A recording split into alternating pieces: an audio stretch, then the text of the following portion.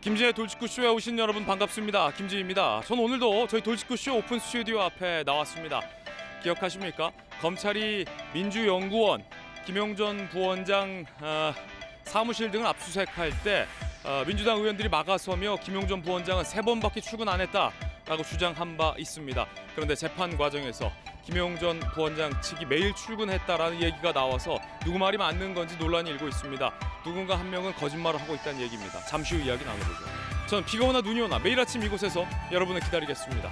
김지의 돌직구쇼 지금 라이브로 시작합니다. 잠깐만요.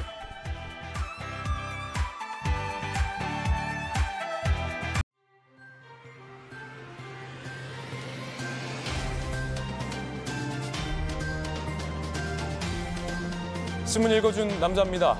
이인규 중수부장의 회고록 논란이 커지고 있습니다. 노무현 재단과 유시민 전 이사장도 반박 입장을 내놨습니다. 과연 입장은 무엇일지 글로리, 학폭, 연진이 얘기까지 나왔다는데 잠시 후에 논란 전해드립니다. 조간신문 4가지 키워드 준비되어 있습니다. 함께 보시죠. 먼저 첫 번째 키워드부터 공개하겠습니다. 첫 번째 키워드는 V자입니다. 오늘 동아일보가 일면에 쓰고 있습니다. V자를 그리며 날아간 것은 무엇일까요? 함께 보시죠. 북한이 일단 우리나라 전역을 겨눈 전술 핵 모의 실험을 했습니다. 800m 상공에서 폭발 실험을 했다라고 주장을 했습니다. 살상 능력이 극대화됐고 위협의 목적이 있죠. 김정은 언제든지 핵 공격할 수 있다라고 얘기했습니다. 저희들이 주목하는 건 이 사진에 있는데요. 사진 속에 있는 요 미사일, 요 놈에 대해서는 많은 언론이 분석을 했습니다. 신문 읽어주는 남자는 요 미사일이 아니라 이 화염의 모양을 주목하고 싶습니다. V자 화염, V자 화염. 이 V자 화염은 땅 속에 있는 사일로에서 이 미사일을 발사한 것으로 추정이 됩니다. 그간에는 이동식 미사일 발사대를 쐈기 때문에 화염이 밑으로 퍼졌는데 이제는 산속, 땅 속의 발사대에서 미사일을 발사했다라는 뜻이 되겠습니다. 잠시 후에 이야기 나눠보죠. 이어서 두 번째 키워드입니다. 두 번째 키워드는 G7. 오늘 중앙일보가 일면에 쓰고 있습니다. G7 함께 보시죠.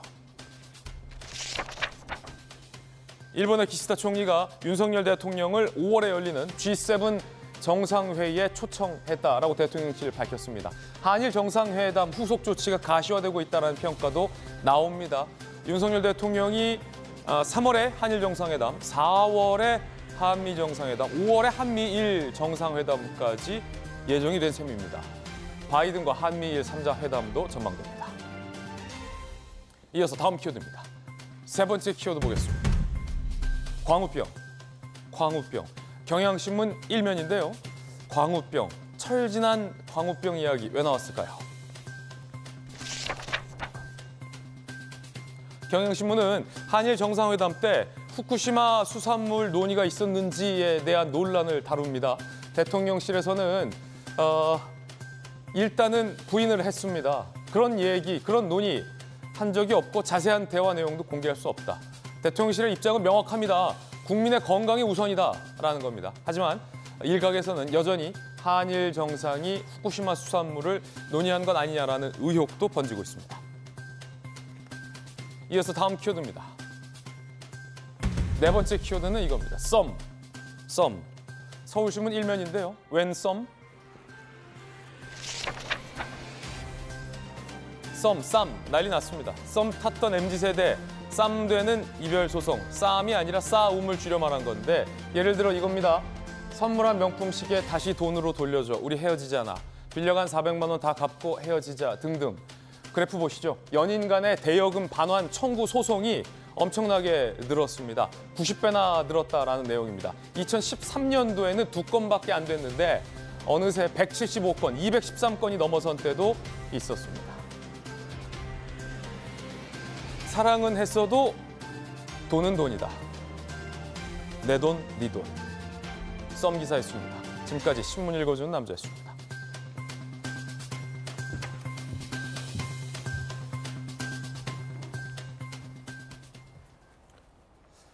오늘 아침 함께하신 분들 소개해드리겠습니다. 언론인 출신, 기자 출신의 한신대 김수경 교수, 국민의힘의 박정하 의원 나오셨습니다. 부산에서 강한 민주당 재선 의원 전재수 의원 그리고 검사 출신의 김광삼 변호사 나오셨습니다. 어서 오세요. 지난해 10월이었죠. 민주연구원을 검찰이 압수수색했습니다. 민주당은 당사 침탈이라며 많은 현역 의원들이 검찰의 압수수색을 막은 바 있습니다. 그때 나왔던 얘기가 김용 전 부원장은 3번밖에 출근 안 했다. 그런데 검찰이 이렇게 압수수색한다. 야당 탄압이다라는 민주당의 주장이었습니다. 그런데 누구 말이 맞는 건지 이제는 조금 모호해졌습니다. 첫 번째 이야기 주제부터 공개합니다. 3번 출근했다는데 지금은 또 매일 출근했다고 합니다. 누구 말이 맞는 걸까요? 지난해 10월 압수수색 현장, 그때 그 현장으로 돌아가 보겠습니다.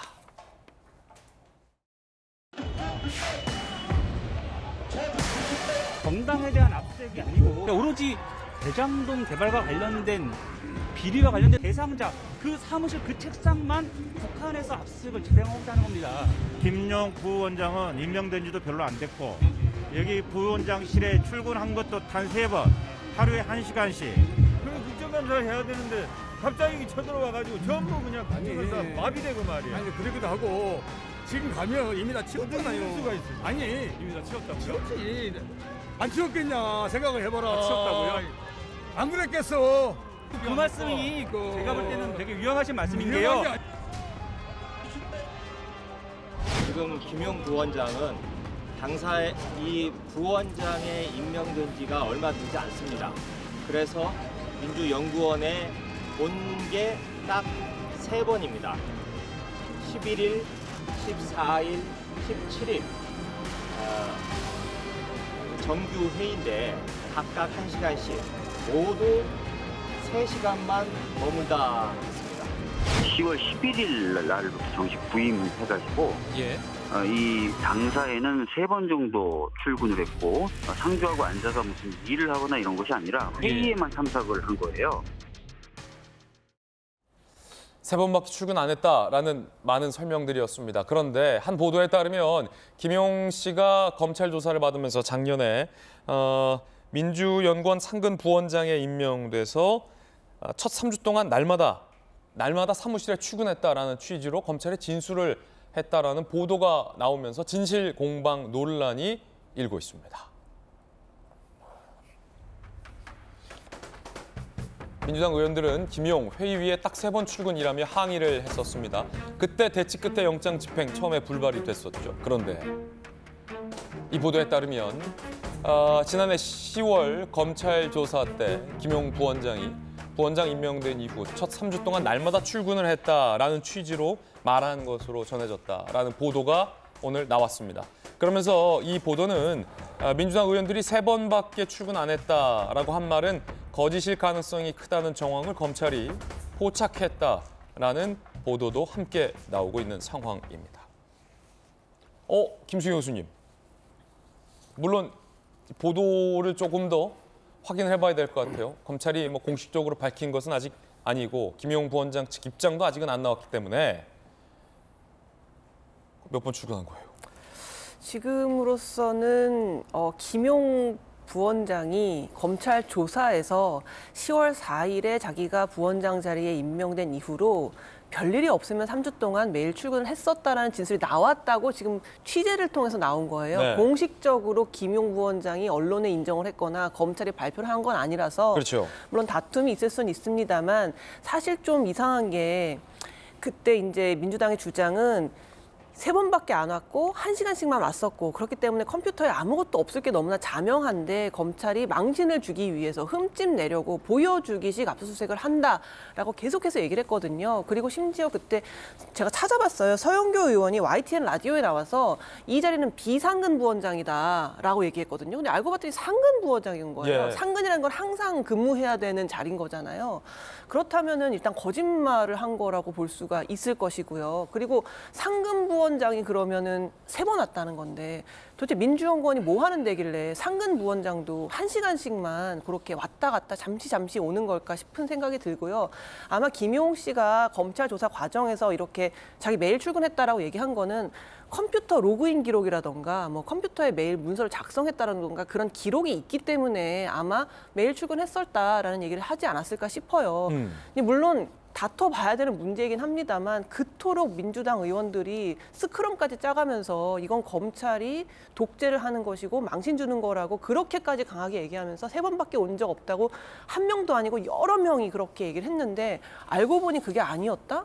그럼 이 거짓말은 도대체 누가 감당하는 거죠? 검찰을 흠집내기 위한 오히려 검찰 흠집내기가 아니었나 그런 생각이 듭니다. 예, 자 물론 사실로 단정할 수는 없다라는 말씀 거듭 드리겠습니다. 현재까지는 뭐 진실 공방 정도다라고 말씀드릴 수 있을 텐데요. 검사 출신의 김광삼 변호사님, 예. 3번 출근했는지 아니면 뭐 김용전 부원장이 얘기한 걸로 전해지고 있는 것처럼 뭐 그게 거짓말인 건지는 몇 번 출근한 건지는 뭐 이거 뭐 수사하면 다 나오죠. 근데 지금 언론 보도에 이제 3주 매일 출근했다고 그러잖아요. 쉽게 나오죠, 조사하면. 예, 아니 그러면 이건 예. 뭐 진짜 어렵지 않은 거예요. 그리고 아마 본인이 그렇게 얘기했을 가능성이 크다 이렇게 봐요. 그런데 왜 3번 출근했고 1시간씩 머물렀다 갔다 이런 얘기를 했을까?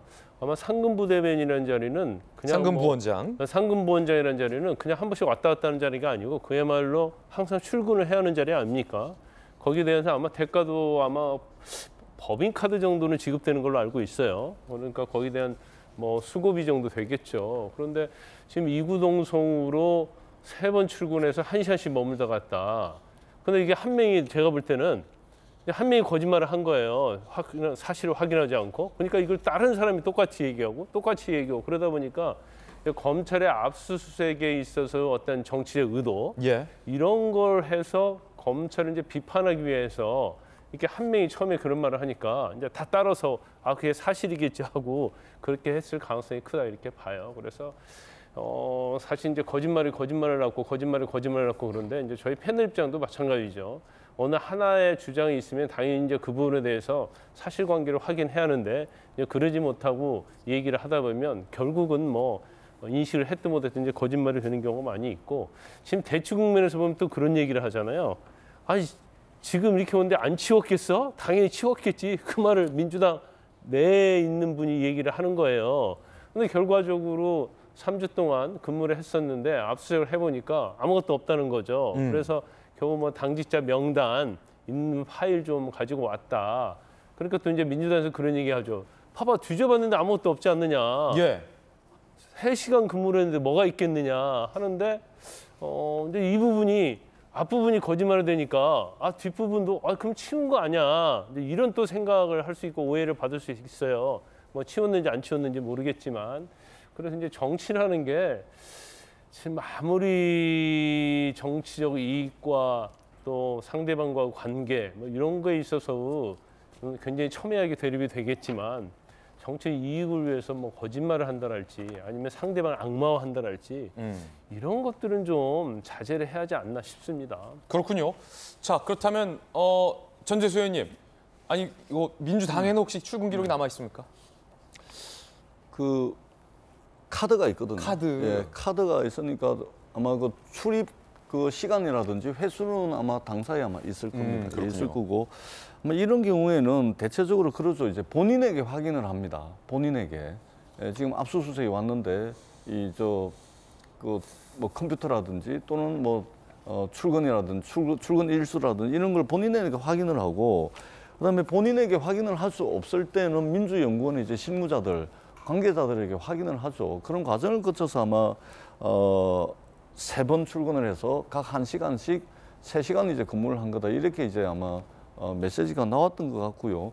이것을 거짓말로 특정하고 거짓말로 확정을 하면 여러 가지 이제 추측이 가능하지만 아직까지 확인된 건 아니지 않습니까? 언론 보도 내용이고 또 검찰이라든지 김용 씨에 의해 가지고 확인된 것은 아니기 때문에 곧 이제 재판이 열리지 않습니까? 재판 과정에서 이것이 뭐 어떤 사실관계를 밝혀내는 그런 이제 근거가 될 수 있을지 없을지 재판 과정을 통해서 한번 지켜볼 필요가 있겠다 이렇게 말씀을 드리겠습니다. 그렇군요. 일단은 본인을 통해서 확인을 했을 거다. 라는 이야기도 나오고 있습니다. 요지는 이거겠죠. 과연 박정호 의원님, 네. 검찰이 민주당을 망신주기 하려고 탄압하려고 압수수색한 거냐, 아니면 민주당 의원들이 검찰을 소위 말해서 망신주기 하려고 3번만 출근했는데 압수수색이 들어왔다라고 얘기를 한 거냐. 뭐 사실은 그렇죠. 김용전 부원장이 몇 번 출근했는지 우리 국민들이 무슨 관심이 있겠습니까? 그거 아니겠습니까? 본질은 누가 누구를 어떻게 하려 했느냐. 그렇죠. 그리고 그 민주당 관련해 갖고는 그때는 맞고 지금은 아니다가 한두 번이 아니기 때문에 별로 새로운 뉴스도 아닌 것 같아요. 근데 뭐 김광삼 변호사 말씀 주신 것처럼 그 확인만 하면 금방 나올 테니까 저거 가지고 뭐 갑론을박할 일은 아닌데, 당시 요란했던 상황을 보면 좀 전에 앵커 말씀 주신 것처럼 검찰이, 정치 검찰이 야당을 정치적으로 탄압하기 위해서 했다라고 그 모양을 만들기 위해서 민주당 의원들이 저렇게 스크럼을 짜고 저렇게 모였었던 것 아닌가라는 생각이 들고요. 나중에 추가 압수수색을 통해서 사실은 그 파일 4개밖에 확보를 못했다는 거 아니에요?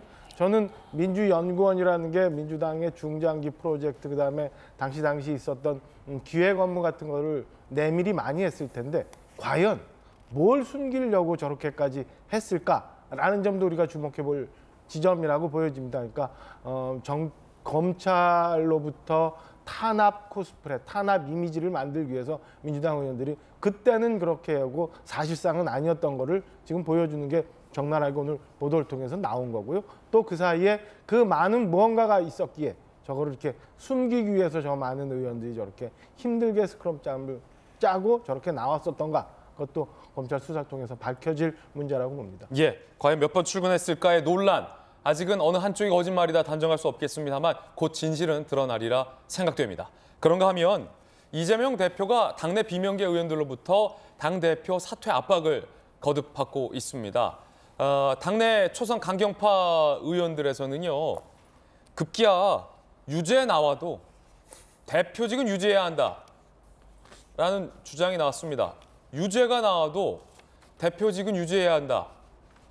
이렇게 되면, 이쯤 되면 당헌 80조가 왜 있나 싶다라는 당내 반응도 있습니다.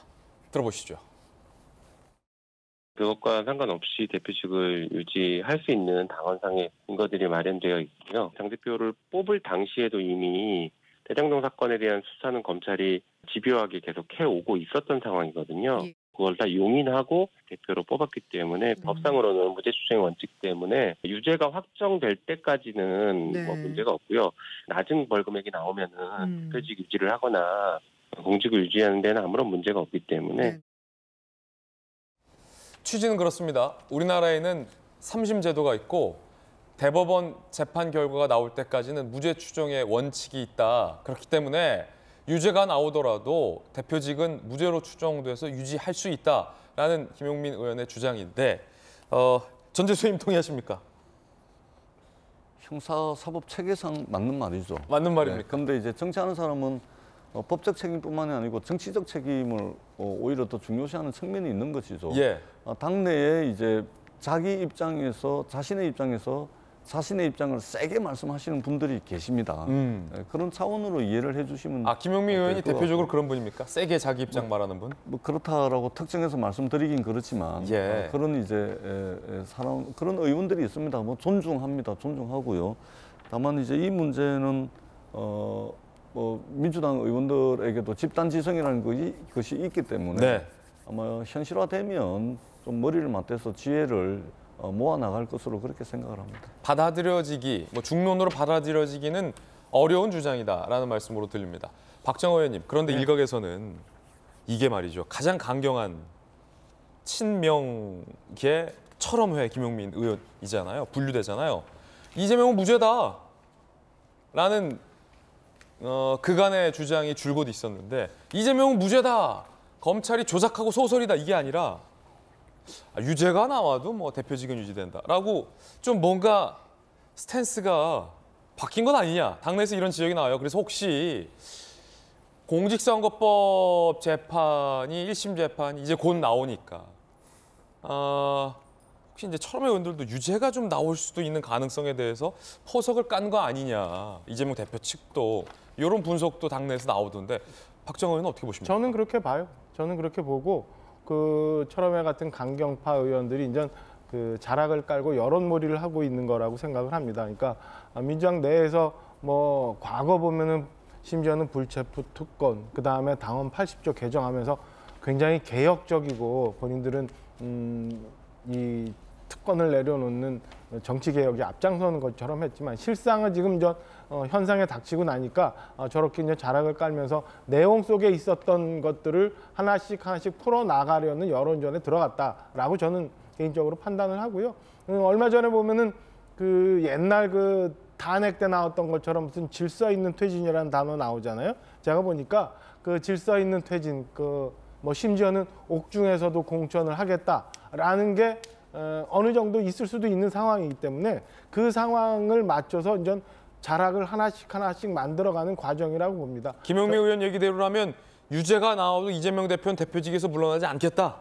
그렇죠. 지금 그 신체형이 나오더라도 3심까지 가야 된다는 거고 벌금형이 나오면 아무 문제 안 된다라고 얘기를 하는 거잖아요. 그러니까 어떤 경우가 있어도 대표직에서 물러날 의사가 별로 없고 지금 당 내홍을 저런 식으로 풀어나가려는 자락 깔기 여론몰이를 철험의 중심으로 해갖고 이제 시작하고 있는 거다라고 생각이 듭니다. 좀 전에 전재수 의원님은 달리 해석을 했지만은 당내에서 저런 그 충돌들이 얼마나 진행될지 한번 지켜봐야 될 텐데요. 지금까지로 보면 민주당 내 이제 강경 의원들, 그다음에 소위 말하는 그 외곽 주변에 있는 개딸들 이런 것 때문에 저는 저렇게 몰고 가는 것이 내일은 또 다른 의견으로, 모레는 또 다른 의견으로 나오면서 전체 의견인 양 마치 흘러가지 않을까라고 생각이 듭니다. 민주당의 당헌 80조에는 당직자가 부정부패 혐의로 기소만 돼도 당직을 정지할 수 있다라고 규정이 돼 있는데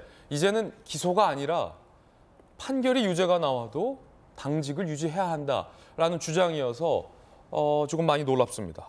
더 나아가 수사하는 검사를 탄핵해야 한다. 탄핵의 필요성이 있다라는 언급도 나왔습니다. 들어보시죠. 중에서 국민들은 지금 윤석열 정부를 제대로 효과적으로 국회 내에서 견제하지 못한다라는 비판을 하고 계세요. 위법한 행위를 한 그 장관이나 검사에 대해서 왜 제대로 탄핵도 못하느냐 이런 요구들을 하는데 이 요구들을 원내대표가 제대로 그 수용을 잘 못하고 있는 것 아니냐라는 비판들이 당내에서도 나오고 있어요. 검찰에게 경고합니다. 국민에게서 받은 권한을 남용하고 허위 공소장을 작성하고 증거와 진술을 조작한다면 우리는 검사 탄핵으로 맞서야 하지 않겠습니까? 김광삼 변호사님, 검사 출신이잖아요. 검사 탄핵, 박찬대, 김용민 두 분 다 언급을 하셨는데 검사 탄핵, 이게 쉽지는 않은데요, 사실.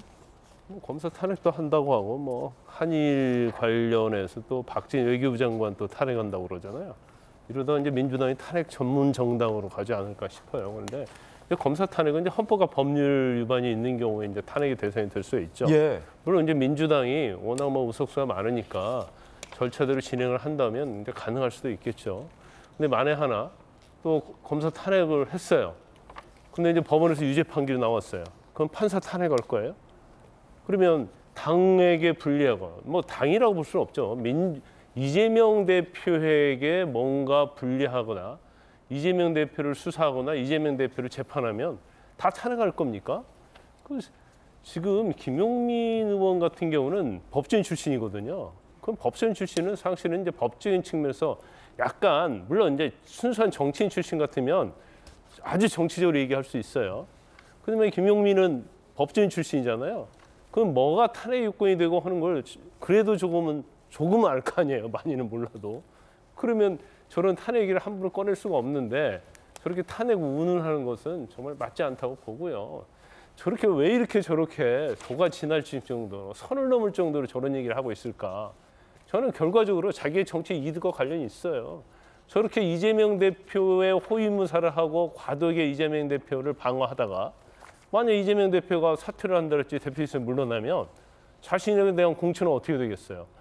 결과적으로 자신의 어떤 정치적 이익과 목적을 위해서 말을 하고 그런 거에 의해서 정치적 행동을 하는 거예요. 결과적으로 저게 민주당에도 도움이 되지 않을 뿐더러 자신의 정치적 생명에도 굉장히 유태로운 행동을 아주 멀리 내다보지 않고 눈앞만 보고 하는 저런 행동에 대해서는 참 이해가 가지 않습니다. 검사 탄핵의 필요성에 대해서 물론 민주당 일각의 주장이다라는 말씀 드리겠습니다.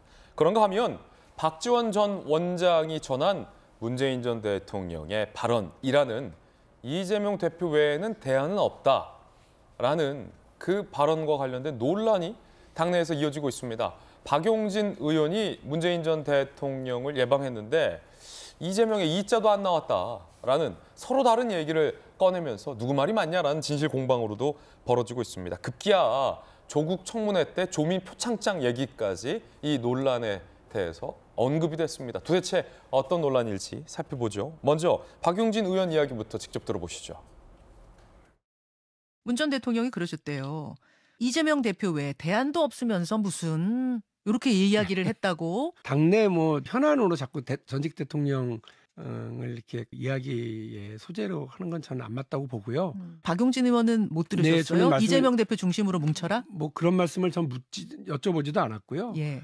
진영 대립과 갈등, 증오의 정치에 대한 걱정과 우려를 함께 얘기했고 이재명 대표 이자도 안 나왔습니까? 네, 얘기 안 했었습니다. 그런 문제로 전직 대통령과 얘기하는 거 뭐 적절치 않다 뭐 생각했고 말씀이 혹시 나왔더라도 그걸 굳이 그럴 필요 있었을까 하는.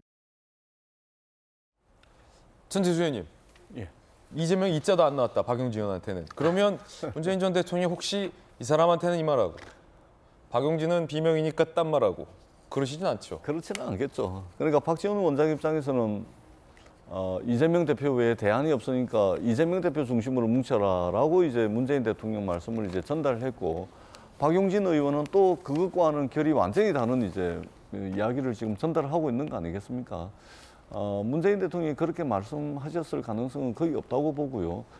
말씀을 전달하는 사람들이 자기 입장에서 자기 좋을 대로 이렇게 이제 말씀을 전달하는 것 같고, 저는 전직 대통령, 이거는 뭐 여야를 막론하고 정치하는 사람들이 전직 대통령을 만났을 때 주고받은 대화를 언론에 나와가지고 저렇게 공개를 하는 것은 좀 안 해주셨으면 좋겠다라는 말씀을 드립니다. 만약에 이것이 일상화되면 전직 대통령들 입장에서 사람을 편하게 만나겠습니까? 불편하지 않겠습니까? 내가 이렇게 이야기를 했는데 이 사람이 바깥에 나와서 언론에 대고 자기 입장에서 자기 식대로 해석을 해가지고 이야기를 해버리면 어느 누가 편하게 이야기를 할 수가 있겠습니까? 그러니까 굉장히 불편해지겠죠. 저는 이런 것은 정치 도의상 그런 말씀을 전달하지 않는 것이 저는 기본적인 예의다, 그렇게 생각을 합니다. 이재명 대표 중심으로 뭉치자, 이재명 외에 대안도 없으면서 무슨, 그런데 친명계 의원들을 중심으로 이 박지원 전 원장의 발언에 힘을 싣는 듯한 발언과 움직임도 나옵니다. 박용진 의원은 문 전 대통령이 이재명의 이자도 안 꺼냈다라고 했는데, 김용민 의원은 또 나왔네요. 문재인도 당부, 당내 원로 등도 이 대표 중심으로 갈 수밖에, 솔직히 지금 대안 없지 않냐라는 의견이 많다라고 박지원 전 원장의 발언에 힘을 실었습니다. 홍익표 의원도 당대표 중심으로 노력해야 하는 시기 아니냐는 말 원론적으로 맞다라고 거들었습니다. 김수영 교수님, 이렇게 되면 문재인 전 대통령이 그 말을 안 해도 누군가가 문재인 전 대통령의 말이야 라고 얘기를 하고 그 발언이 힘까지 실리는 모양새가 될 수도 있네요. 물론 문재인 전 대통령이 박지원 전 원장에게 그 말을 했을 수도 있지만. 그렇죠. 그런데 이것도 제 추측이긴 합니다만 제 생각에는 그냥 박지원 전 원장이 문 전 대통령을 만나서 뭐 지금 민주당에 지금 이재명 말고는 대안도 없는데 이래도 되겠습니까? 라고 본인이 얘기를 했을 때 문재인 대통령이 뭐 고개를 뭐 끄덕이거나 상대방의 그냥 말을 받아주는 정도의 그런 제스처를 박지원 전 원장이 그런 말을 실제로 문재인 대통령이 했다라고 전한 건 아닐까 싶어요. 굳이 이런 상황에서 이재명 말고는 대안이 없다라는 얘기를 문재인 대통령이 했을까 싶기는 한데, 물론 사실은 알 수가 없는 거죠. 근데 이런 식으로 되면은 이건 다 문재인 대통령이 하신 말씀입니다라고 누가 주장하면서 이야기를 들고 나오면 그 말이 당을 또 엄청 시끄럽게 하는 거잖아요. 지금 문재인 대통령 조용히 살고 싶으시다고 하신 분 아닙니까? 그런데 했는지 안 했는지도 모르는 말을 가지고 와서 이렇게 당을 또 비명과 친명으로 나누게 되는 것이고, 그리고 각자 자기가 듣고 싶은 말만 듣고 자기에게 유리하게 해석해서 이것이 문재인 대통령의 진짜 마음이다라고 얘기하는 게 과연 당 내에도 도움이 안 되고 문재인 대통령에게도 굉장히 누가 되는 일인 것 같아요. 그리고 제 생각에도 박용진 의원에게 한 말과 박지원 전 원장에게 한 말의 메시지가 그렇게 달랐을까요? 뭐 같은 날 만나셨나요? 하루 상관이었나요? 그러니까 거의 같은 날 만났는데 그랬을 리는 없을 것 같고요. 또 이 친명계에서 이 말을 굉장히 비중 있게 받아들여서 이것 봐라 문재인 대통령도 이렇게 생각하신다라고 하는데, 특히 김용민 의원 같은 경우는 지금 이재명 절대 지켜, 이재명 절대 못 잃어, 이렇게 얘기를 하고 있는 것 같아요. 그렇기 때문에 유죄가 나와도 대표직 내려오지 않을 수 있다라고 얘기하는 건, 유죄가 나와도 절대 대표직에서 내려오시면 안 돼요. 가실 때 가시더라도 저 공천을 하고 가셔야죠. 전 이렇게 들려요. 그래서 이런 아전인수격에 했는지 안 했는지도 모르는 말을 가지고 와서 크게 떠벌리는 게 무슨 의미가 있나, 전 그런 생각이 듭니다. 자, 이 문 전원 논란에 국민의힘에서는 조국 표창장까지 거론됐습니다. 김웅 의원, 조국 청문회 당시 박지원 발언, 검찰이 표창장 사진 유출한 걸로 몰고 가려고 한 것이다. 하지만 검찰이 입수했던 사진은 흑백이었다. 이 일화만 보더라도 누구 말이 사실일지 알 수 있을 것. 다시 말해 박지원 원장이 거짓말하고 있다라는 주장입니다. 그때 박지원 전 원장이 들었던 핸드폰 사진, 카울라 표창장, 그때 뭐라고 했는지 다시 들어보시죠. 그 소위 동양대학교 총장 표창장 사진 가지고 계세요? 제가 지금 그 휴대전화기에 지금 찍은 사진을 지금 있을 것 같습니다. 그런데 그 사진을 어떻게 입수했어요? 그 전에 가지고 있던 걸 찍은 거예요? 저희 아이가 찍은 거를 보내준 것 같습니다. 가지고 보관하고 있었습니다. 그걸 밖으로 유출시킨 적이 있으세요? 저는 없습니다.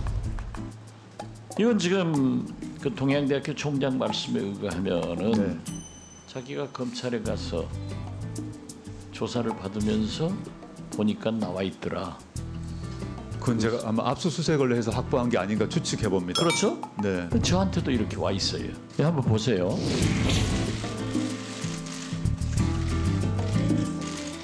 이게 바로 문제예요.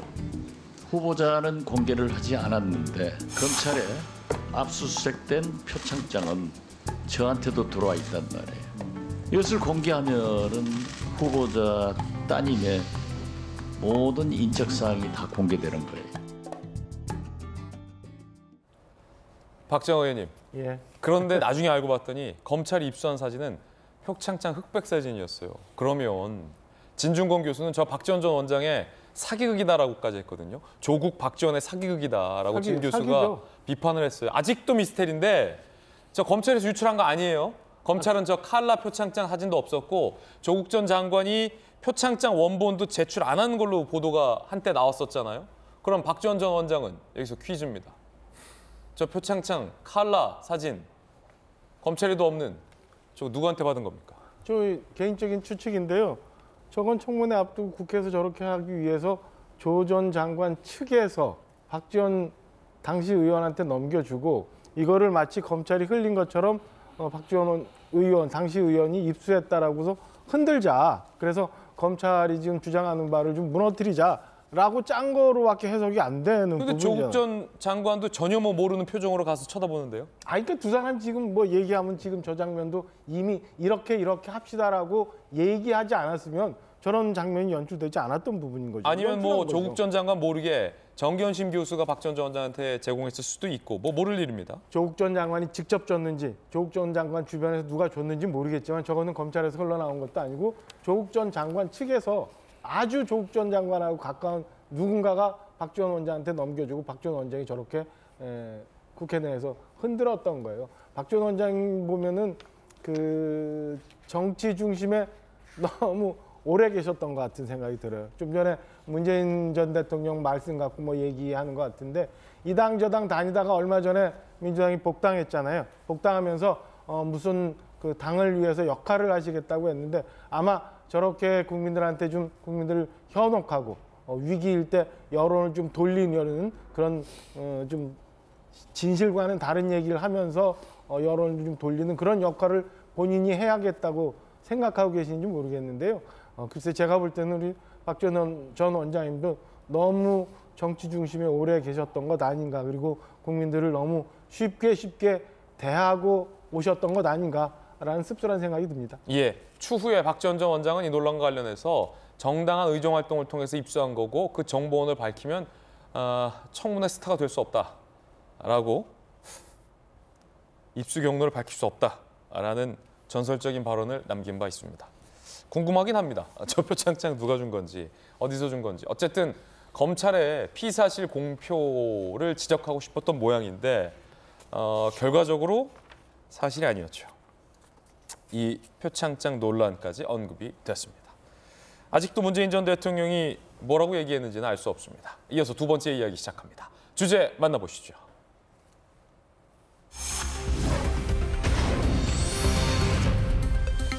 이인규 전 중수부장의 회고록 논란 커지고 있습니다. 유시민 전 이사장은 학폭을 다룬 드라마를 언급했고 이인규 중수부장은 이에 대해서 미안하지만 사실이다라고 맞섰습니다. 이인규 중수부장의 회고록 내용이 전해지면서 논란이 일자 노무현 재단 측이 입장을 내고 반박을 했습니다. 일단 노무현 재단 측의 입장부터 살펴보시죠. 이인규 회고록과 노무현 재단 측의 입장, 양쪽 입장 모두 다 소개를 해드리겠습니다. 일단 이인규 중수부장의 회고록에서는 이른바 그 논두렁 시계 논란에 대해서 기술이 되어 있습니다. 첫 번째 의혹인 셈인데, 첫 번째 쟁점인 셈인데 박연차 회장이 노건평 씨를 통해서 명품, 억에 달하는 명품 시계 세트를 전달했다라고 기술이 되어 있습니다. 노무현 재단은 17일 보도자료를 냈습니다. 박연차 회장이 회갑 선물로 친척에게 맡겼고 친척이 권양숙 여사에게 전달했다. 나중에 노무현 전 대통령이 시계의 존재를 알고 폐기했다. 라고 입장을 밝혔습니다.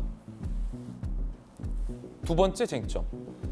이인규 전 중수부장 회고록에는 아들 집 얘기에 10억이면 되겠나. 그러자 노무현 전 대통령이 고개를 끄덕였다. 노무현 재단 입장은 자녀들 재정 문제로 권 여사가 당시 총무비서관에게 도움을 요청했고 비서관이 100만 달러를 빌렸다. 노무현 전 대통령은 몰랐다. 라고 보도자료를 입장을 냈습니다. 세 번째 쟁점. 당시 총무비서관 12억 5천만 원 횡령, 공모한 범죄다. 노무현 전 대통령과. 라고 기술이 되어 있는데 노무현 재단에선 대통령 퇴임 후 걱정에 특수활동비를 모은 건 사실이다. 당시 노무현 전 대통령이 그 친구가 저를 위해 한 일인데 무슨 변명할 수 있겠냐라는 심경을 밝혔다. 결국 노무현 전 대통령 모르게 벌어진 일이다. 라는 입장인 셈입니다.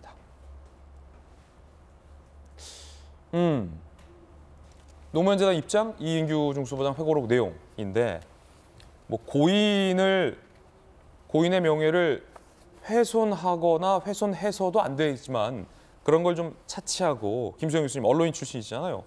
일단 양쪽의 입장이 나와서 팩트만 좀 정리를 해주시겠어요? 일단 그 이인규 전 검사의 이 책에는 굉장히 많은 내용이 나와 있는데요. 그 중에서 이제 노무현 재단에서는 세 가지에 대해서 반박을 했습니다. 첫 번째, 시계를 권양숙 여사가 받았고 받긴 받은 겁니까? 수억의 명품 시계를? 그렇죠. 노무현 재단에서 그렇게 지금 해명을 했어요. 받긴 받았다. 그런데 노무현 대통령은 몰랐다라는 거고요. 아들의 주택자금, 미국에서 살 주택자금도 140만 달러가 아니라 100만 달러였고 받은 게 아니라 빌린 거다. 그리고 이것 역시도 노무현 대통령은 몰랐다. 세 번째, 총무비서관이 돈을 횡령한 것도 사실이지만 100만 달러 누구한테 빌렸다는 겁니까? 박연차 회장한테 권양숙 여사가 빌렸다라는 거예요. 빌렸다. 받은 게 아니고 빌렸다. 그런데 노무현 대통령은 몰랐다. 세 번째는 총무비서관이 돈을 특수활동비를 횡령한 건 맞고 그거에 대해서 노무현 대통령은 몰랐지만 그 친구가 나를 위해서 그랬다는데 내가 무슨 할 말이 있겠냐. 라고 이렇게 해명을 했어요. 그러니까 요지는 그런 사실이 있긴 있었던 거예요. 하지만 노무현 대통령을 몰랐다라는 게 지금 노무현 재단의 해명입니다. 그러니까 여기서 우리가 좀 봐야 될 부분은 뭐냐면 지금까지는 아예 그런 사실이 전혀 존재하지 않는데 이명박 정부와 검찰이 노무현 대통령을 망신 주기 위해서 사실을 조작해서 없는 사실을 만들어서 뒤집어 씌웠다. 라는 게 주로 이제 친노 정치인들의 주장이었거든요. 많은 사람들이 아마 그렇게 알고 있을 거예요, 지금도. 근데 그게 아니고 그런 사실이 존재했던 거는 노무현 재단에서도 지금 인정하는 바인 거고 다만 노무현 대통령이 몰랐다는 것이고 만약에 돌아가시지 않고 법정으로 이게 갔다면 노무현 대통령이 알았냐 몰랐냐를 아마 다투게 되었을 거예요. 그런데 돌아가셨기 때문에 지금 법정에서 다툴 수는 없는 것이죠. 물론 이렇게 이제 검사가 나중에 사건을 조사했던 바를 책으로 내서 이렇게 다 알리는 게 옳으냐 그르냐는 뭐 논란의 여지가 있습니다만 좀 다르게 생각을 해보자면 그러니까 그동안 이제 친노 정치인들 혹은 노무현 대통령을 지지하는 사람들이 검찰이 모든 없는 사실을 조작해서 이런 일이 다 벌어졌다라고 지나치게 많이 얘기한 것도 전 사실이라고 보거든요. 만약에 그렇지만 않았어도 이인규 검사가 저렇게 할 말이 많지는 않았을 거예요. 그런데 지금 양측이 다 사실은 존재했던 것으로 인정하는 바인 거잖아요. 근데 다툼이 있다면 노무현 대통령이 알았냐 몰랐냐 정도인 것 같아요. 그런데 지금까지는 어떻게 했습니까? 검찰이 다 소설 썼다. 없는 말 만들어냈다. 그래서 고인을 죽음으로 내몰았다. 이런 식으로 했던 것도 저는 그렇게 바람직하다고 생각하진 않고요. 고인은 지금 어쨌든 반박을 할 수 있는 없는 입장이기 때문에 이게 억울하다고 생각할 수도 있지만 한 10년 정도가 지났고 우리가 좀 냉정하게 볼 필요도 있고 전국의 모든 국민들이 노무현 대통령을 사랑하기만 하는 건 아니거든요. 아무 감정이 없는 분도 계시고 호불호가 없는 분도 계시고 뭐 안 좋아하는 분도 계시겠죠. 그런 중립적인 관점에서 볼 때 아, 그 사실은 존재했던 거구나라는 게 어쨌든 적어도 이번 책을 통해서 또 노무현 재단의 해명을 통해서 밝혀진 것이라고 봅니다. 예. 자, 전재수 의원님 어떻게 보십니까? 설사 그렇다 하더라도 당시 검찰의 기획 수사가 없었다라고 주장할 수 없겠죠. 모욕주기 수사, 먼지털이 수사, 배낭것으로 내모는 수사 없었다라고 주장할 수 없겠죠. 핵심은 바로 여기에 있는 것이죠. 그리고 우리가 비극적 죽음을 맞이한 전직 대통령을 정쟁의 영역으로 다시 소환하는 것이 과연 맞습니까?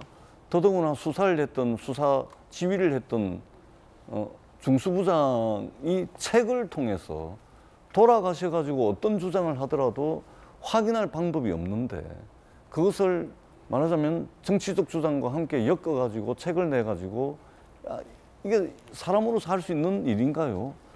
사람의 도리입니까? 인간의 도리입니까? 그럴 수는 없는 것이죠. 저는 옛날에 어른들이 너네들 그렇게 하면 정말 천벌받는다 이런 이야기들을 가끔 하시는데 제가 정치를 하면서 이런 표현을 쓴 적이 한 번도 없습니다. 이인규 전 중수부장 이런 식으로 하시면요 정말 천벌받습니다. 그만하시라는 말씀을 드리고요. 비극적인 죽음조차도 어떤 자신의 어떤 정치적 주장, 정치적 모색을 위해서 이렇게 써먹는 것 자체가 인간으로서는 해서는 안 될 일이다. 이 말씀을 제가 분명하게 드리도록 하겠습니다. 자, 그러면 김광삼 변호사님 검사 출신이시잖아요. 이인규 중수부장의 주장은 당시 수사를 했던 검사로서 지금 노무현 재단 측에서는 노무현 전 대통령은 시계도 빌렸다 혹은 줬다 전달됐다는 돈도 특수활동비도 알지 못했는데 라는 게 지금 노무현 재단 측의 주장이잖아요. 이에 대해서 이인규 전 중수부장은 그걸 노무현 전 대통령이 알고 더 나아가서 공모했다라고 지금 주장하고 있는 거죠. 그런데 그건 사실 수사가 완결이 되지 않았기 때문에 그때 당시 단정할 수 없는 부분 아닙니까? 지금 전재수 의원께서도 말씀하셨던 것처럼. 근데 저도 이제 이 내용이 사건화 되고 언론 보도가 되면서 상당히 많은 생각을 했어요. 예. 과연 이러한 행위가 옳은 것인가, 옳지 않은 것인가, 아니면 우리가 옳느냐, 옳지 않느냐 어떤 잣대 갖고 판단을 할 수 있는 것인가, 이런 굉장히 고민이 많이 되더라고요. 그리고 저도 사실 이제 노무현 전 대통령에 대해서 굉장히 뭐 아주 지지하는 건 아니지만 아주 좋은 평가를 했던 사람 중에 하나거든요. 그런데 이 책의 출간 자체가 어떤 정치의 목적을 가지고 있는 건가? 또는 노무현 전 대통령에 대한 2차 가해가 될 수 있는가? 뭐 그럴 가능성도 충분히 있다고 봐요. 그렇지만 또 한편에 다른 시각에서 보면 전 대통령, 특히 노무현 대통령이라는 서거라는 엄청난 역사적인 사건이잖아요. 그 역사적인 사건과 관계되는 걸 그냥 금기시하고 성역화하면서 그냥 가는 게 옳은 것인가? 사실 저도 뭐가 옳은 건지 사실 판단이 솔직히 안 돼요. 그런데 제가 아까 이제 노무현 전 대통령에 대해서 굉장히 호감이 있었고 좋은 평가를 했던 사람 중에 하나라고 얘기를 했잖아요. 근데 저도 새로운 사실을 알게 된 거예요. 저는 시계도 받은 적이 없고 140만 달러도 받은 적이 없고 정상문 총무비서관을 통해서 정상문 총무비서관이 특활비를 뭔가 12억 이상을 횡령한 사실도 없고 이건 다 거짓말이고 검찰이 조작한 거고 이명박 정부하고 당시의 국정원이 이걸 다 조작했다고 저도 그렇게 생각하고 있었거든요. 그런데 이인규 회고록이 발표되니까 노무현 재단에서 발표를 했잖아요. 시계 받은 건 맞다. 노무현 전 대통령 몰랐다. 140만 달러가 아니고 100만 달러를 권영수 여사가 받은 건 맞다. 노무현 전 대통령이 몰랐다. 그다음에 정상문 총무비서관이 12억 얼마를 노무현 대통령이 퇴임 이후를 위해서 준비해둬서 횡령한 건 맞다. 그렇지만 노무현 전 대통령도 몰랐다. 이렇게 지금 노무현 재단에서 얘기를 하잖아요.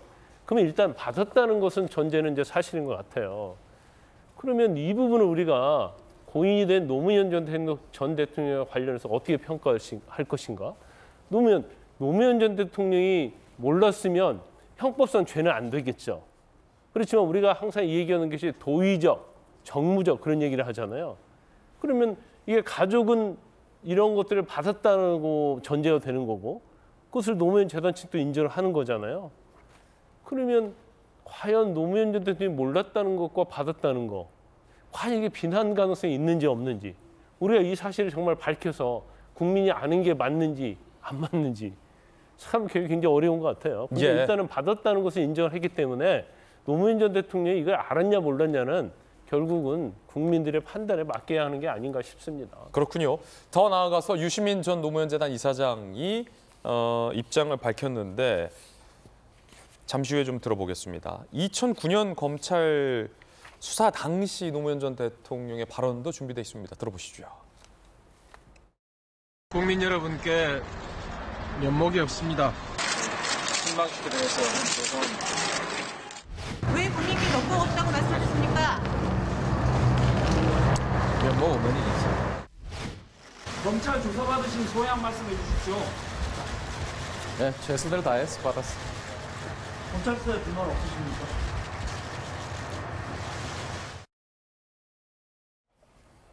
유시민 노무현 재단 이사장은 학폭을 다룬 한 드라마의 대사를 인용했습니다. 들어보시죠. 비평을 해야 될 정도로 그런 가치 있는 책도 아니에요. 형식은 회고록인데요. 네. 내용은 정치 팜플렛이죠. 529쪽 중에서 네. 한 70쪽을 제외하면 예. 전체가 다 노무현 대통령과 직간접 관련된 이야기로 꽉 채워져 있습니다. 예, 그래서 나는 대한민국 검사였다라는 이 제목은 형식상 붙여놓은 거고 네. 부제가 진짜 제목이에요. 누가 노무현을 죽였나. 그 이제 이거를 반대로 해석하면 나는 노무현을 안 죽였다. 그게 이 부제예요. 요즘 그 드글로리가 굉장히 유행인데요. 박연진이 이렇게 얘기하는 거하고 비슷해요. 걔 맞을만 해서 맞은 거야. 그 내가 죽인 게 아니고 평소에 걔하고 친하게 지내는 애들이 다 등 돌리고 걔를 도와줘야 될 그 엄마가 모른 척하고 그래서 걔가 죽은 거야. 이렇게 말을 하는 거하고 비슷해요. 유시민 전 노무현 재단 이사장의 이야기였습니다. 뭐 법적 조치를 취할 생각 없냐? 쉽게 말해서 고소할 생각 없냐라는 질문도 유시민 재단 이사장이 받았는데 노무현 재단 이사장이 뭐라고 답변했을까요? 이인규 고소하게 되면 윤석열 한동훈 검찰에 이 사건을 갖다 줘야 한다. 이인규 씨와 비슷한 분들이 싹 다 있는 검찰에 뭐하러 갖다 주겠다. 라고 했습니다. 이게 이러면 또 과연 노무현 전 대통령을 지금 정쟁에 활용하고 있는 게 누구인가라는 논란이 또 반복될 수밖에 없을 텐데 이 대목. 지금 이인규 전 중수부장이 현직 검찰도 아니고 지금 검찰에서도 굉장히 불편한 입장을 냈어요. 저 책에 대해서. 왜 굳이 이런 입장이란 말이에요, 분위기가. 그런데 지금 유시민 전 노무현 재단 이사장의 지금 저 입장은 박정호 의원님, 이 사건을 윤석열 대통령, 한동훈 법무부 장관을 비판하는 데 활용하고 있는 거 아니냐. 그러니까 한 지적이 나오거든요. 어떻게 보세요? 지금 이 전까지는 사실은 우리가 얘기했던 거는 그게 가까이 있었던 일이기 때문에 사실은 그 사실적인 거를 객관적으로 기술하는 역사의 영역 중에 한 테마가 될 수 있는 부분이잖아요. 우리가 무슨 위인전을 지금 쓰고자 하는 건 아니잖아요. 노무현 대통령에 대한 평가는 우리 국민들이 다 가지고 있는 건데, 한명숙 전 총리와 관련해서 보면은 수표가 전세 자금으로 쓰여진 게 분명한데도 재심해야 된다고 우겼던 사람들이 저 유시민 작가를 비롯한 몇몇 사람들이에요. 그리고 유시민 작가가 본인이 갖고 있었던 노무현 재단의 통장을 검찰이 뒤져봤다라고 거짓말해갖고 지금 재판을 받고 있는 그런 상황이잖아요. 근데 이제 와서 이 진실과는 좀 다른 얘기를 주장을 하면서 결과적으로는 검찰의 사실관계를 확인하러 갈 생각도 없고 이걸 왜 주느냐 하면서 지금 모든 것이 다 검찰이 조작하고 있고 검찰이 일방적으로 정치적으로 활용하고 있다고 또 전체 큰 프레임을 전환시키고 있는 거예요. 저는 여전히 유시민 작가가 얘기하는 거에 대해서 궤변이고 요설이라고 생각을 하고요. 저런 식으로 얘기하면 안 된다고 생각을 합니다. 받아들일 건 받아들이고 우리가 평가할 건 또 평가를 해야지 저런 식으로 넘어가면서 지금 현재 있는 정치 영역으로 또다시 이 건을 노무현 전 대통령까지 포함해서 끌어들여서 활용하려 하는 거는 정말 나쁜 일이라고 생각을 합니다. 박정호 의원님 의견이었습니다. 자, 그러면 이 정치 팸플릿 아니냐, 목적 있는 거 아니냐라는 야권의 비판인데 당사자는 뭐라고 입장 냈을까요? 노무현 지지자에게 미안하지만 진실이 더 중요하다고 해서 생각해서 책을 쓴 것이다. 정치할 생각 없다. 공직도 맡을 생각 없으며 제의가 와도 거절할 것이다. 라는 입장을 내기도 했습니다. 노무현 전 대통령 지지자에게 미안하지만 진실이다라는 계속 일관된 주장인데 전재수 의원님 어떻게 보십니까?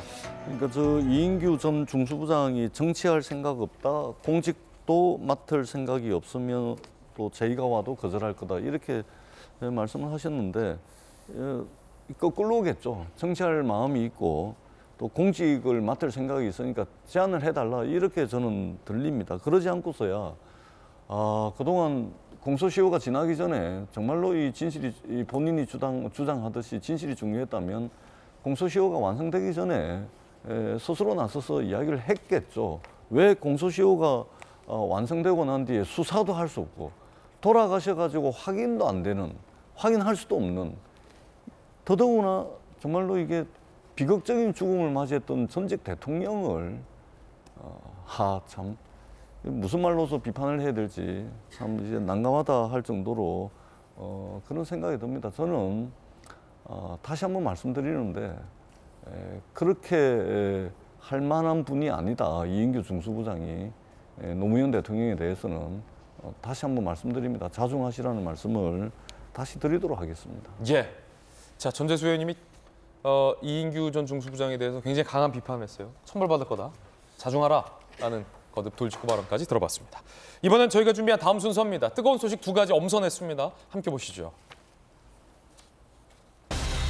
첫 번째 소식은요.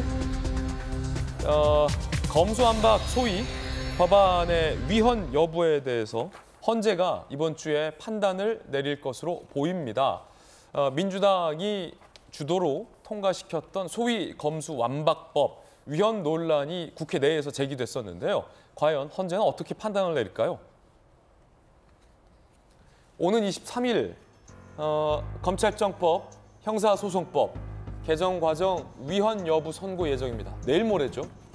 일명 검수완박법, 검찰 수사권 완전 박탈, 검찰의 수사 영역을 2대 범죄로 축소시켜놓은 내용이 주 골자입니다. 부패범죄와 경제범죄. 국민의힘에서 법무부, 검찰 반발, 권한쟁의 심판 청구한 바 있죠. 입법 11개월 만에 가리는 유효 대 무효. 쟁점은 국회의원의 심의 표결권 침해 여부, 검사의 헌법적 권한 침해 여부 등등입니다. 선고 결과에 따라서 유효 검찰 수사권 축소되고 법무부 검찰은 타격을 받죠. 무효. 민주당이 말했던 검찰개혁 정당성 자체가 소멸될 수 있다라는 평가도 나옵니다. 한동훈 법무부 장관이 이 검수완박 법안은 위헌 법안이다라고 강하게 비판한 바 있었죠. 들어보시죠.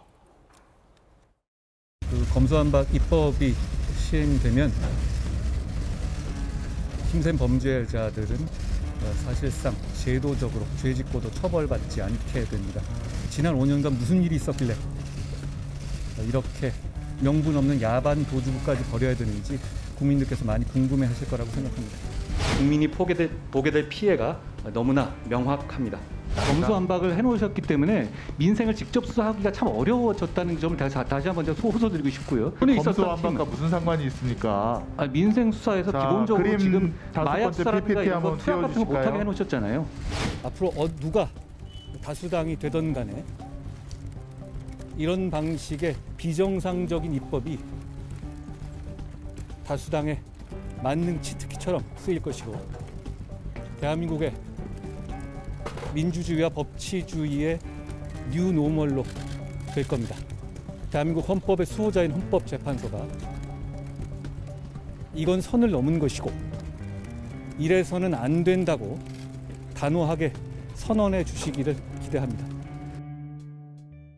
한동훈 법무부 장관의 이야기 들어봤습니다. 자, 김광삼 변호사님, 네. 헌법의 수호자 헌법재판소.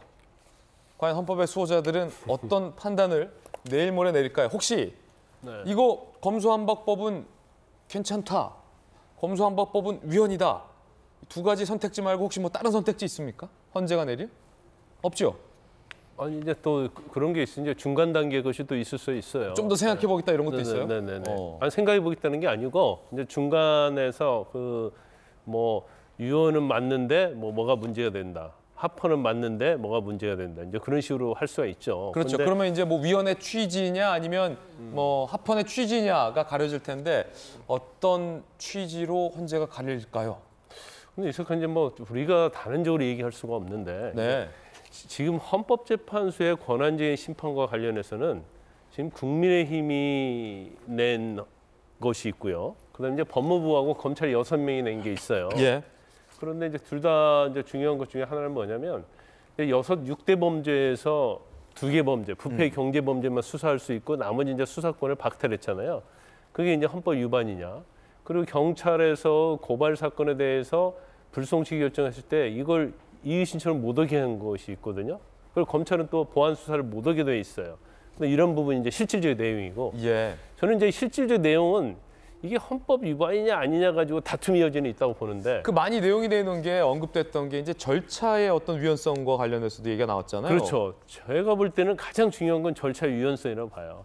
일단은 쪼개기 회기, 그다음에 민영배 의원의 유장 탈당, 그다음에 안건조정위원회랄지 뭐 소유랄지 이 과정에서 보면 이게 사실 절차적으로 약간 유법적인 측면이 상당히 있는 면이 좀 있거든요. 물론 이제 민영배 의원은 유장 탈당 아니다 이렇게 주장을 한 바가 있습니다. 그렇죠. 그래서 만약에 그 검찰의 권한을 일부 빼앗는 것이 유언이 아니다 할지라도, 또 이제 고발에 대한 이의 신청을 못하게 한 것이 유언이 아니다 할지라도 절차에서 이게 유법이 되고 유언이 돼 버리면 나머지 다 유법 위헌이 되는 거거든요. 그래요? 절차의 정당성이 합헌이 아니면 그 결과도 위헌적일 수 있다. 그렇죠. 그러니까 뭐 대법원 판결도 마찬가지고요. 그다음에 헌법재판소 판결도 절차에 있어서 문제가 있으면 법 자체가 유헌, 유법 여부를 따질 필요도 없이 그건 유법 위헌이 될 수 있는 거예요. 그래서 아마 절차적 정당성에 관한 문제가 가장 중요한 쟁점이 될 것이다. 그렇군요. 이렇게 봅니다. 자, 그러면 민주당에서는 어떻게 보십니까, 전재수 의원님? 절차적 어떤 부당성과 관련된 논란인데요. 그때 이제 우리가 토론을 많이 했던 내용인데요. 이제 저도 잊고 있었는데 이제 아마 결론이 나오나 봅니다. 헌법재판소의 결정을 한번 기다려보자라는 말씀을 드리고, 예. 그것과는 별개로 이미 검수완박이고 뭐고 뭐 이런 것을 다 떠나가지고 지금 검찰이 차고 넘치게 하고 싶은 수사 다 하고 있는 형국입니다. 시행령을 바꿔가지고 사실은 이제 법을 개정을 해서 해야 될 일을 시행령을 바꿔가지고 지금 이제 다 하고 있죠. 지금 윤석열 정부가 출범한 지 1년 사이에 우리 머리에 많이 남아있는 단어들, 키워드를 한번 나열을 해봐라 그러면 그런 걸 겁니다. 수사, 기소, 재판, 압수수색, 체포영장, 소환 뭐 이런 단어들 아닙니까? 이미 검수완박과 상관없이 현실에서는 검찰이 그야말로 하고 싶은 수사, 압수수색 하고 싶은 곳 전부 다 하고 있고 차고 넘치도록 하고 있는 현실이다. 이 말씀을 드리도록 하겠습니다. 예, 야 이게 정치적으로 어느 쪽 결과가 나와도 파장이 좀 상당할 것 같은데 예를 들어서 박정호 의원님 지금 한 장관이 야반도주다 탁 선을 그었잖아요. 이건 헌법의 수호자, 헌법재판소. 약간 좀 말도 좀 재밌는 말인데 헌법의 수호자, 헌법재판소가 만약에 한 장관의 말이 맞다. 검수완박법 위헌 취지의 판단을 내리면 이렇게 되면 한동훈 장관의 주가랄까요? 뭐 정치적인 위상이랄까요? 엄청나질 것 같고 만약에 반대로 무슨 소리야? 이건 괜찮아. 민주당 잘했어. 뭐 위헌 아니야 라는 판단이 만약에 나온다면 좀 타격이 있을 것이고 반대로. 저는 헌법재판소가 당연히 이 건에 대해서는 헌법에 문제가 있다고 위배가 된다고 판결을 내릴 거라고 봅니다. 좀 전에 우리 김광선 변호사님 말씀 주셨지만 절차적으로는 문제가 있는 거고 지금 내용적으로도 헌법에 정해져 있는 검찰의 기소 독점권에 대해서 굉장히 흔들어 놓고 수사를 제한했던 거잖아요. 결과적으로 그동안 쭉 보면 지금 경찰의 수사권이 많이 넘어가 있는데 수사 제대로 진행되지 않아요. 그래서 민원인들 힘들어요. 그리고 경찰 과중한 업무에 지금 버거워하고 있어요. 뭐 이런 일들이 계속 되고 있어요. 그다음에 경찰로 넘어간 수사 제대로 진행 안 되는 부분들이 있고 사실은 그래서 또다시 검찰을 찾아 들어가잖아요. 우리 작년에도 있었습니다마는 뭐 부동산 문제 관련해서 결국에는 경찰로 안 돼서 검찰도 해서 합수본을 만들어야 된다 이런 얘기까지 나올 정도로 저게 검찰의 수사권을 줄여서 민주당의 어떤 정치적 이해를 위해서 만들었던 잘못된 법이라는 게 이게 현실적으로도 좀 증명되고 있는 거잖아요. 이 건에 대해서 저는 헌법재판소가 당연히 제대로 된 결정을 할 건데 만약에 이 건이 헌법재판소에서 위헌이다라고 나오면 그동안 민주당이 했던 모든 행태들에 대해서 저는 이게 정치적인 목적으로 본인들의 정권을 잃게 되는 상황에서 있는 여러 가지 수사들을 막기 위한 방탄몰이의 제일 큰 성이었다라는 게 입증되는 건이라고 봅니다. 그래서 저는 굉장한 파장이 좀 있을 거라고 보여집니다. 과연 내일 모레 헌법의 수호자 헌법재판소. 헌법의 수호자 헌법재판소. 시민의 발 버스. 뭐 이런 거죠. 어떤 선택을 낼지 궁금합니다. 이번엔 뜨거운 소식, 두 번째 소식 함께 보시죠. 저 V자 화염 이례적입니다. 함께 보시죠.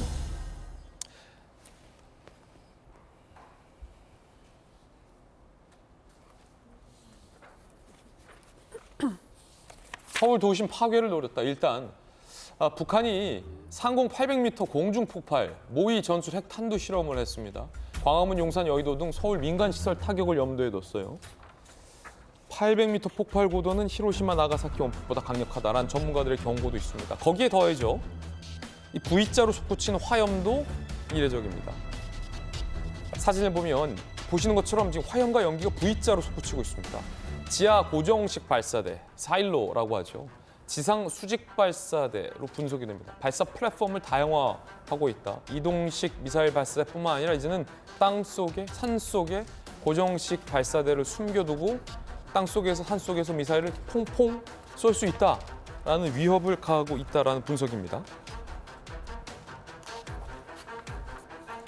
자, 이렇게 보시죠. 확실히 사진을 보니까 연기랑 불꽃이, 화염과 연기가 V자로 갈라지고 있습니다. 이 말은 이제 고정식 발사대가 촥 갈라지면서 화염과 이 불꽃이 양갈래로 이렇게 나뉘게 됐기 때문에 이런 현상이 나오는 거고요. 이동식 미사일 발사 차량, 러시아에서 들여와서 북한이 개조한 것 있잖아요. 큰 트레일러에서 발사를 할 경우에는 이제 기립을 해서 발사할 경우에는 연기가 수평으로 수평 수직으로 이제 흩어지는 모양새를 우리가 볼 수 있었습니다. 그런데 이렇게 고정식 발사대로 발사했을 경우는 V자 화염과 연기가 드러나게 되죠. 여기에 수상한 남성 한 명도 포착이 됐습니다. 모자이크맨인데요. 함께 보시죠. 김정은 옆에 김주혜 있고 그 옆에 마스크 쓰고 선글라스 치고 모자이크까지 쳤어요. 이럴 거면 옆에 세우지 말지. 뭐야 이거? 이럴 거면 옆에 세우지 말지. 김수영 교수님, 통일연구원 북한 연구위원 출신이잖아요. 이럴 거면 사진 찍지 말죠. 뭡니까? 모자에 마스크에 모자이크. 뭐 알려지면 안 되는 굉장히 중요한 인물일 수도 있고요. 이런 식으로 이제 궁금증을 자아내게 하는 하나의 전략일 목적이 있는 거죠. 그렇죠. 이제 김주애를 등장시킨 것도 전 세계 언론이 집중되는 결과를 낳았잖아요. 이제 이 모자이크맨을 등장시킨 것도 과연 저 사람이 누굴까라는 식의 궁금증을 자아내는 일종의 전략이라고 할 수도 있겠습니다. 물론 정확한 사정은 모르겠지만 그리고 지금 북한이 굉장히 사정이 어렵잖아요. 그렇기 때문에 지금 적은 비용으로도 굉장히 많은 대외 효과를 낼 수 있는 방식을 따르고 있어요. 지금 북한이 지금 많이 추진하고 있는 것 중에 하나가 뭐냐면 아무 데서나 쏠 수 있다. 이걸 굉장히 강조하고 있거든요. 그래서 예전에는 저수지에서도 쐈었고 이번에는 이제 산속에 사일로를 만들어서 그 사일로에서 쐈다라고 지금 추정이 되고 있는 것이죠. 그만큼 보통 이제 한미연합훈련 같은 거 하게 되면은 북한도 군단급 훈련을 하거든요. 근데 지금 그럴 만한 여력도 비용도 없다라는 거예요. 그렇다 보니까 굉장히 더 파괴력이 큰 방향으로 어떤 재래식 무기나 사람이 동원되는 방식보다는 굉장히 효율적으로 위력감을 더 많이 줄 수 있는 방식의 이런 미사일 발사를 하고 있는 것으로 보이고요. 또 지금 이게 공중에서 폭파되는 실험을 했다라는 거잖아요.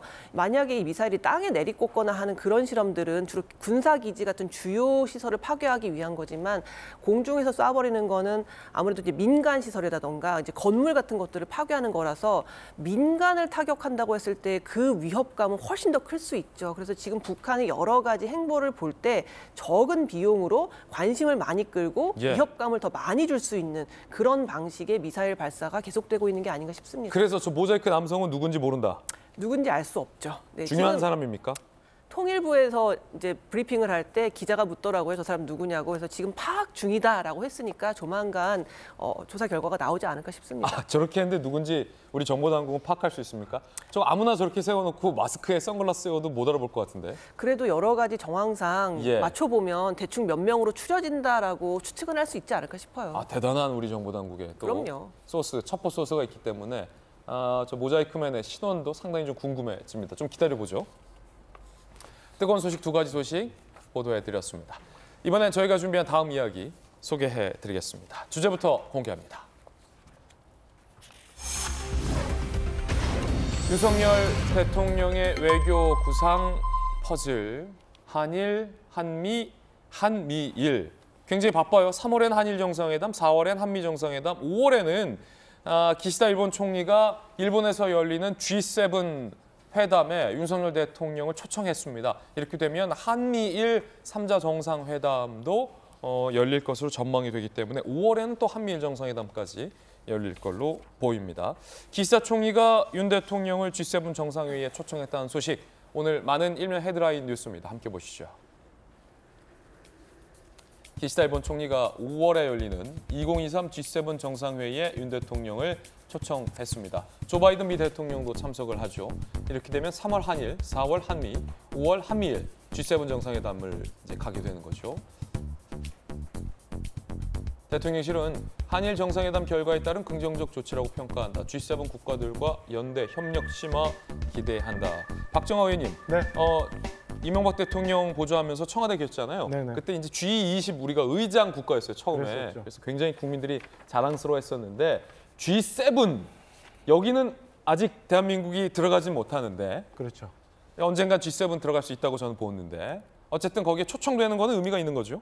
그럼요. 그러니까 보통 G20이라는 건 사실은 그 전에 이제 G7이 있었는데 그거보다 확대시켜서 G20 전 세계의 20개국의 이제 지도 국가 같은 것들을 만들어서 소위체를 만들었던 거고 거기에 우리가 의장 국가가 됐었던 건데요. G7이라는 그 전부터 있었던 전통적인 윤석열 대통령이 국무회의 모두 발언을 했습니다. 아마 이 한일 정상회담 관련된 발언이 나올 것 같은데요. 들어보겠습니다. 잠시. 걸어왔습니다.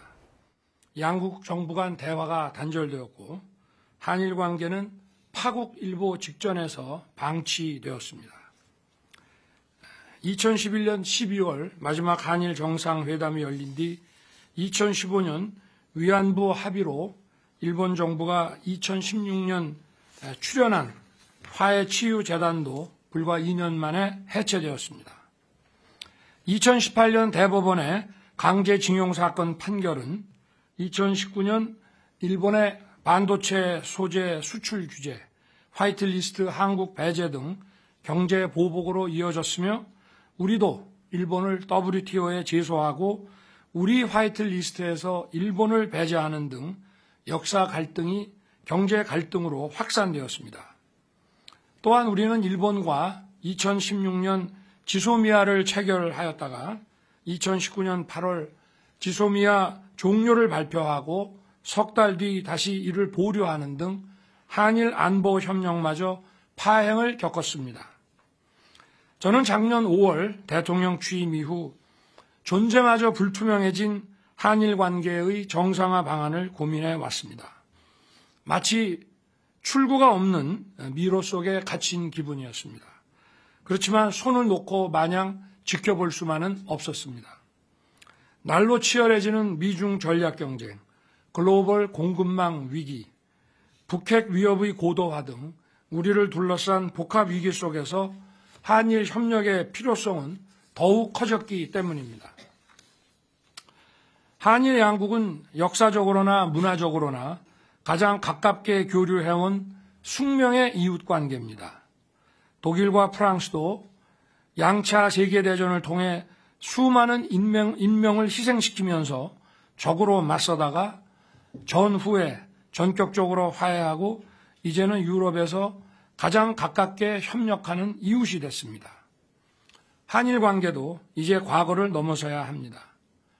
친구 관계에서 서먹서먹한 일이 생기더라도 관계를 단절하지 않고 계속 만나 소통하고 얘기하면 오해가 풀리고 관계가 복원되듯이 한일 관계도 마찬가지입니다. 때로는 이견이 생기더라도 한일 양국은 자주 만나 소통하면서 문제를 해결하고 협력 방안을 찾아 나가야 합니다. 한일 관계는 한쪽이 더 얻으면 다른 쪽이 그만큼 더 잃는 제로섬의 관계가 아닙니다. 한일 관계는 함께 노력해서 함께 더 많이 얻는 윈윈 관계가 될 수 있고 또 반드시 그렇게 되어야 합니다. 하지만 전임 정부는 수렁에 빠진 한일 관계를 그대로 방치했습니다. 그 여파로 양국 국민과 제1동포들이 피해를 입고 양국의 경제와 안보는 깊은 반목에 빠지고 말았습니다. 저 역시 눈앞에 정치적 이익을 위한 편한 길을 선택해서 역대 최악의 한일 관계를 방치하는 대통령이 될 수도 있었습니다. 하지만 작금의 엄중한 국제 정세를 뒤로하고 저마저 적대적 민족주의와 반일 감정을 자극해 국내 정치에 활용하려 한다면 대통령으로서의 책무를 저버리는 것이라고 생각했습니다. 이번 방일에 대해 우선 한일 양국의 경제계가 적극 환영하면서 그간 위축된 양국 경제 교류가 재개될 것이라는 기대감을 가지기 시작했습니다. 제가 이번에 일본에 가서 만난 제1동포들도 그간 한일 관계 경색으로 겪어온 어려움과 고통을 일거에 털어버릴 기대감에 동포 사회가 축제 분위기라고 하였습니다. 저는 우리 정부가 이제 올바른 방향으로 나아가고 있다고 확신합니다. 양국 간 불행한 과거의 아픔을 딛고 일본과 새로운 지향점을 도출하고자 하는 노력은 이번이 처음은 아닙니다. 1965년 박정희 대통령은 한일 간의 공동 이익과 공동 안전 그리고 공동 번영을 모색하는 새로운 시대에 접어들었다고 하면서 한일 국교 정상화를 추진했습니다.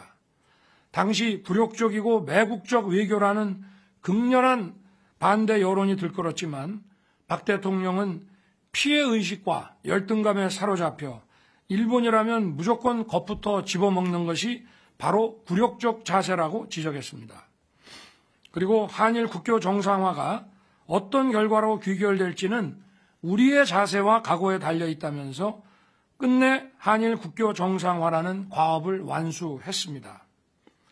박 대통령의 결단 덕분에 삼성, 현대, LG, 포스코와 같은 기업들이 세계적인 경쟁력을 갖춘 기업으로 성장할 수 있었고 이는 한국 경제의 눈부신 발전을 가능케 하는 원동력이 됐습니다.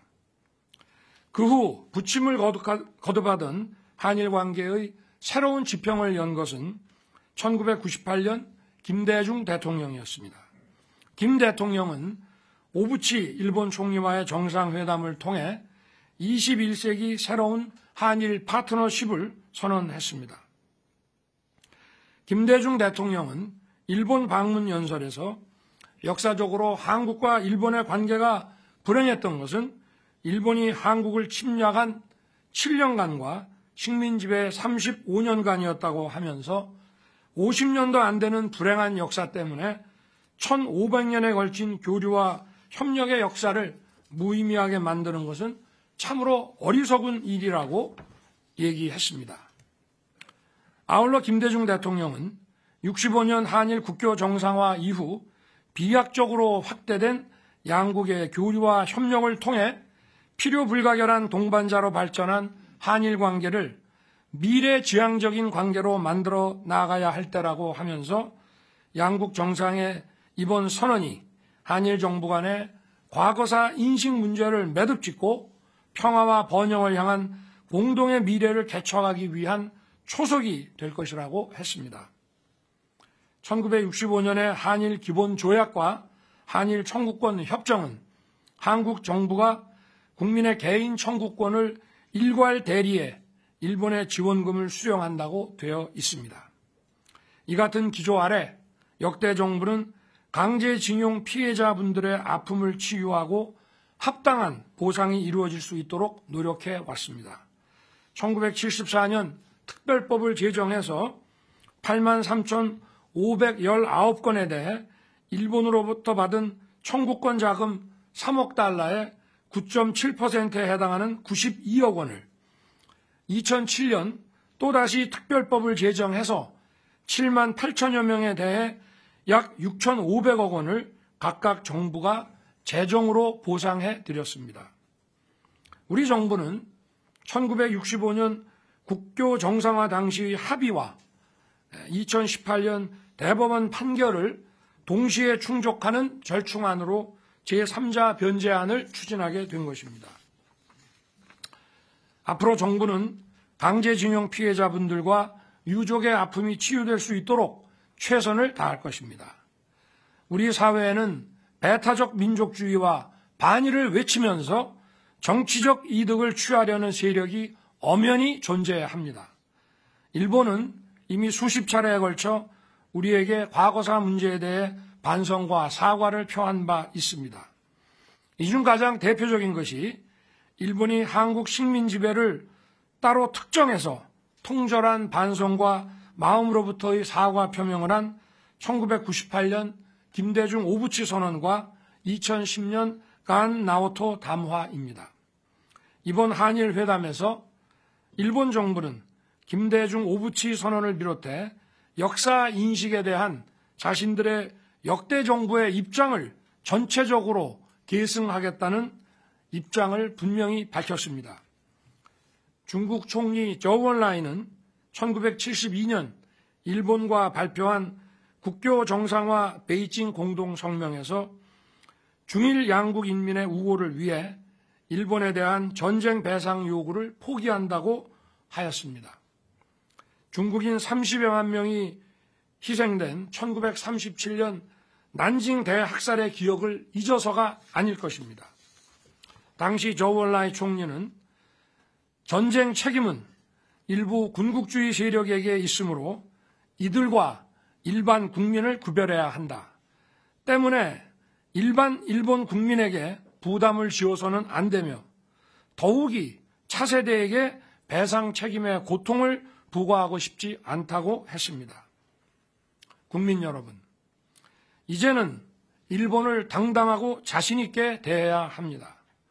세계로 뻗어나가 최고의 기술과 경쟁력을 발산하고 우리의 디지털 역량과 문화 소프트 파워를 뽐내며 일본과도 협력하고 선의의 경쟁을 펴야 합니다. 이제 한일 양국 정부는 각자 자신을 돌아보면서 한일 관계의 정상화와 발전을 가로막는 걸림돌을 각자 스스로 제거해 나가는 노력을 기울여야 합니다. 한국이 선제적으로 걸림돌을 제거해 나간다면 분명 일본도 호응해 올 것입니다. 저는 이번 1박 2일 방일 중 기시다 총리와 내각을 비롯해서 정계 조야 주요 인사들과 경제계 주요 기업인들을 다수 만났습니다. 모두 양국 관계 개선에 따라 안보, 경제, 문화 등 다양한 분야에서 협력의 시너지가 매우 클 것이라고 기대하고 있었습니다. 야당도 기시다 내각의 한일 관계 개선을 적극 지원하겠다고 약속했습니다. 개요 대학에서 만난 미래 세대인 학생들에게서도 한일 관계의 개선에 대한 기대에 부푼 모습을 보았습니다.